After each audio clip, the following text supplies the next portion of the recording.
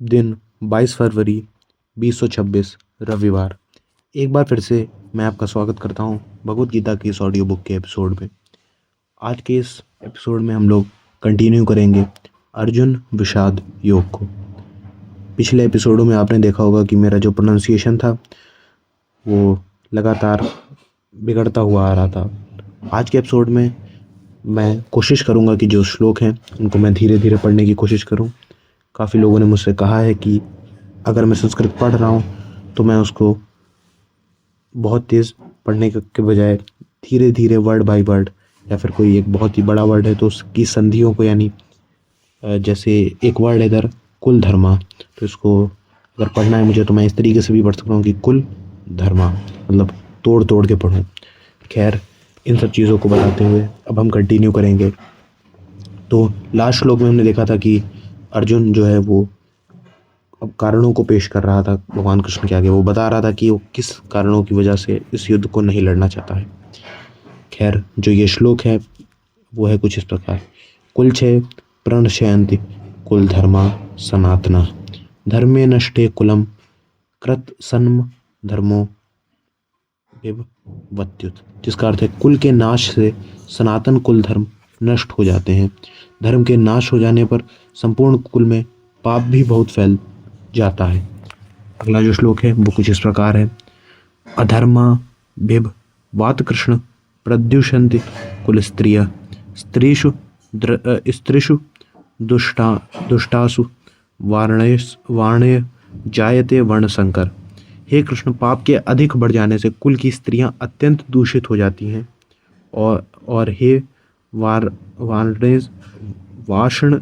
वाषणेय स्त्रियों के दूषित हो जाने पर वर्ण शंकर उत्पन्न होता है। अब जो ये शब्द है वर्ण Shankar, pay attention to this word. जो ये वर्ड है ये एक दो बार और आएगा, और इस वर्ड को हम लोग डिस्कस भी करेंगे कि इस वर्ड का जो अर्थ है वो क्या है। खैर, मूविंग ऑन अहेड, जो अगला श्लोक है वो कुछ इस प्रकार है।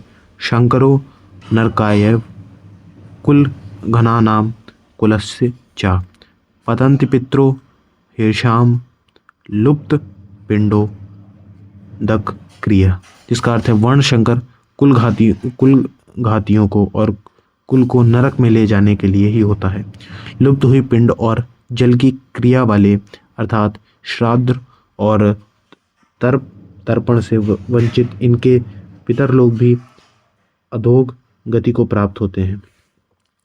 जो अगला श्लोक है वो कुछ इस प्रकार है। दौशे रहते कुल घना नाम वर्ण शंकर कारकय उत्साघंते जाति धर्मा कुल धर्माश्च सात्वता। जिसका अर्थ है इन वर्ण शंकर कारक दोषों से कुल घातियों के सनातन कुल धर्म और जाति धर्म नष्ट हो जाते हैं।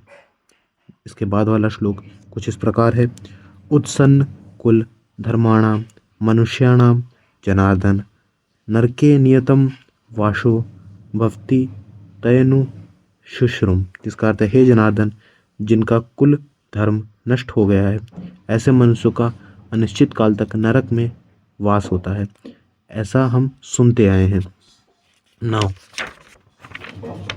आई थिंक आज के लिए इतने श्लोक इनफ है। पिछले कुछ श्लोकों में हमने देखा ये शब्द वर्ण शंकर काफ़ी बार प्रयोग हुआ है, और अर्जुन का एक दुख है कि इस युद्ध की वजह से वर्ण की बहुत ज़्यादा इंटरमिक्सिंग होगी, जिसकी वजह से इनके कुल का नाश हो जाएगा। तो सबसे पहले जिन लोगों को इस टर्म के बारे में नहीं पता है कि वर्ण होता क्या है, तो उनको मैं एक्सप्लेन करना चाहूँगा कि ड्यूरिंग द अर्ली वैदिक पीरियड एक कॉन्सेप्ट था वर्ण का, और वर्ण को आप काइंड ऑफ अ फ्रेमवर्क समझ सकते हैं कि ड्यूरिंग द वर्ण पीरियड होता यह था कि जैसे कोई एक इंसान है तो उसकी जो क्वालिटीज़ हैं, on the basis of those qualities, यानी उसके जो गुण हैं, उसके जो कर्म हैं, on the basis of that ये डिसाइड होता था कि वो बंदा ब्राह्मण है, क्षत्रिय है, वैश्य है या शूद्र है। अब आप लोग बोलोगे कि बट स्टिल लोग फील करेंगे कि एक इनहेरेंट सुपीरियॉरिटी है उनके अंदर, कि अगर वो एक ब्राह्मण है, फिर उनके अंदर ब्राह्मण वाली क्वालिटी है तो वो बहुत ज़्यादा सुपीरियर है compare to someone like a Shudra. अगर कोई शूद्र है तो वो इनहेरेंटली जो है इन्फीरियर है टू अ ब्राह्मण, बट ऐसा नहीं है। जो वर्ण सिस्टम था that was in place to for the society to be stable. आप देखो for a society to be healthy, एक सोसाइटी को फंक्शन करने के लिए क्या चाहिए हम लोग को? चारों रोल फुलफिल करने वाले लोग चाहिए। ऐसे लोग चाहिए जो कि कंट्री को डिफेंड करें। दैट डज नॉट मैटर कि उनकी कास्ट क्या है या फिर कुछ क्या है। हम लोग को ऐसे ऐसे लोग चाहिए जिनके अंदर क्षत्रिय वाले गुण हो, जो कि एक कंट्री को, एक पीस ऑफ लैंड को डिफेंड कर सकें, जो कि अब अपना अपना जो घर है, अपना जो प्लेस है जहाँ पे लोग रह रहे हैं, अपने देश को डिफेंड कर सकें। एट द सेम टाइम हम लोग को ऐसे भी लोग चाहिए जिनके अंदर ब्राह्मण वाली क्वालिटीज हैं। थिंक अबाउट टीचर्स की। अगर आप टीचर्स की क्वालिटी देखें तो that is very similar to that of Brahmins. ब्राह्मण का क्या काम होता है? ब्राह्मण का काम होता है टू एक्वायर नॉलेज, और वो नॉलेज जो उन्होंने एक्वायर करी है उसको वो दूसरे लोगों को बताएं, दूसरे लोगों के साथ स्प्रेड करें। बेसिकली वो लोग का काम है ज्ञान को लेना और ज्ञान को बांटना। वैश्य का भी एक सोसाइटी में बहुत ही इंपॉर्टेंट रोल होता है। जो ट्रेडर्स का रोल है, जो भी ये मर्चेंट हैं, जो भी सामान इधर से उधर बेचा खरीदा जा रहा है, व्यापारी जो भी हैं लोग, इनका भी एक बहुत इंपॉर्टेंट रोल है सोसाइटी में। एंड एट द एंड जो शूद्र हैं, इनका भी एक बहुत इंपॉर्टेंट रोल है। बट अगर आप देखो कि महाभारत के समय पे क्या होता है। महाभारत के समय पे सोसाइटी वॉज, अब सोचो अर्जुन जैसे कैरेक्टर्स इस चीज़ को लेकर के कंफ्यूज हैं कि वर्ण शंकर या वर्ण हाइब्रिड्स क्रिएट होंगे।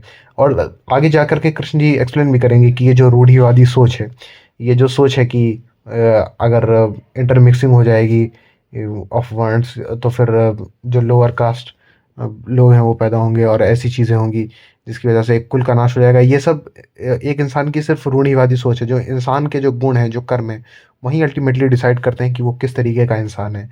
इट डज़ नॉट मैटर कि उसके पेरेंट्स किस वर्ण के थे या फिर उसके पेरेंट्स किस कास्ट के थे। बट एक चीज़ मैं कहना चाहूँगा कि आप लोग सोचते होंगे कि जो वर्ण सिस्टम था that was always superior to caste system. But अगर आप ध्यान से देखो तो कुछ ना कुछ तो कमी रही होगी, जिसकी वजह से जो वर्ण सिस्टम है वो धीरे धीरे डिटेरियोरेट करके कास्ट सिस्टम बन गया।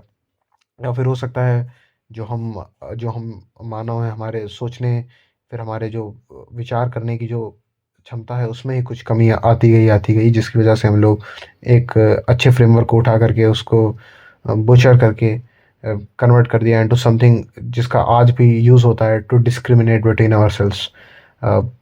इन सब चीज़ों को बताते हुए मैं आप लोगों को कुछ एग्जांपल भी देना चाहूँगा ऑफ ऑफ सेंट्स।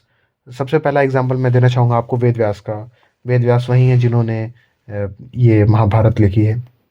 तो जो वेद व्यास थे वो सत्यवती के पुत्र थे, और ये वही सत्यवती हैं जो कि जिनकी शादी शांतनु से हुई थी।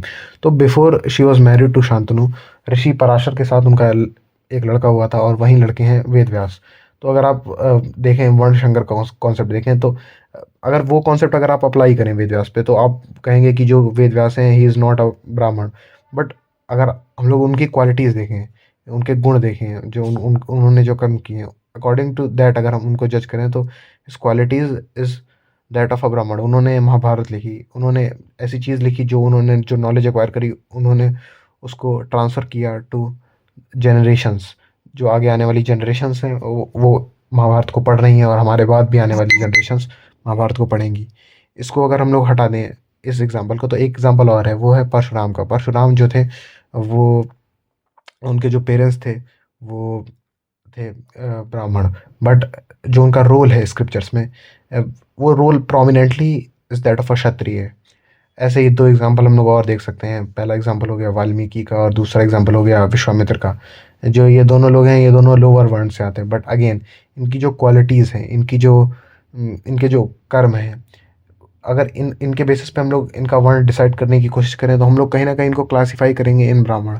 तो हम लोग देख सकते हैं कि धीरे धीरे जैसे हम लोग वैदिक पीरियड में आते रहें तो जो कैरेक्टर्स हैं ड्यूरिंग महाभारत, इन लोग की जो मेंटेलिटी थी वो, इवन पीपल लाइक अर्जुन, इन लोग की भी मेंटेलिटी धीरे धीरे इस तरीके की चीज़ों में आ रही थी कि कास्टिज्म होगा और इंटरमिक्सिंग हो जाएगी ऑफ वर्ड्स। बट आगे जो भगवान कृष्ण है वो इन सब चीज़ों को एक्सप्लेन करेंगे, बताएंगे कि कैसे ये सब जो चीज़ें हैं, ये सब सिर्फ इंसान की रूढ़िवादी सोच है। खैर, आज के इस वीडियो के लिए इतना ही। एज ऑलवेज मैं यही कहूँगा कि भाई हम लोग को इन सब चीज़ों से ऊपर उठना चाहिए, और वी शुड नॉट जज any one on the basis of their caste. Casteism और इन सब चीज़ों का जो है हम लोग को पूरी तरीके से विरोध करना चाहिए। विद दैट सेड मैं आज के इस वीडियो को यहीं पे ख़त्म करूँगा। आई होप आज के इस वीडियो से आपको इस ऑडियो बुक से आपको कुछ नया सीखने को मिला। और मैं मिलता हूँ आपसे आने वाले एपिसोड में।